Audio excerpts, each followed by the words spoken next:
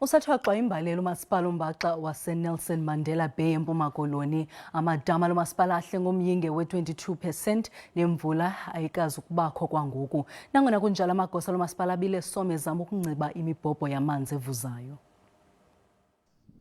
Ngexesha lale ntsindabadala, amanzi abalulekile ukuthintela ukunwenwa kwale ntsholongwane.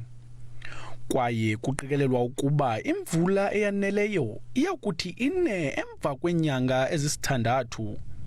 Amaqela aphikisayo ezopolitiko ahlabukhwelo kwisebe elijongene nemiba yamanzi ukuba lungenelele kule ngxuba kaxaka. Water leaks phakula ngingqi yasetinarha ezingaphezulu ku-1000 esijongene nazo.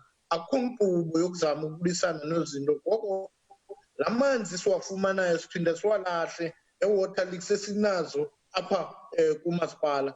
Umasipala uthi uqwalasele lo mba kwaye ujongene nokuphuhlisa iimpompo zamanzi ezivuzayo. Kwimpompo zamanzi ubuzawujonga pha siye safaka sa-edisha nenkampani ezi-7. Ubuyakhumbula siye sa-insourca nabantu abayi-120 ii-plumbers, abanye babo yayingamabutho atreyinwa azi-plumbers. Sibadeployile area zonke zalapha eNelson Mandela Metro.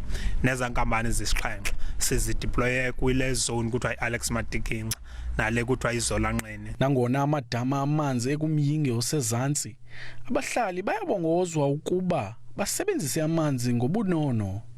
Kwiindaba ze-SABC, Ndumulwando nomoyi, ndiseBhayi.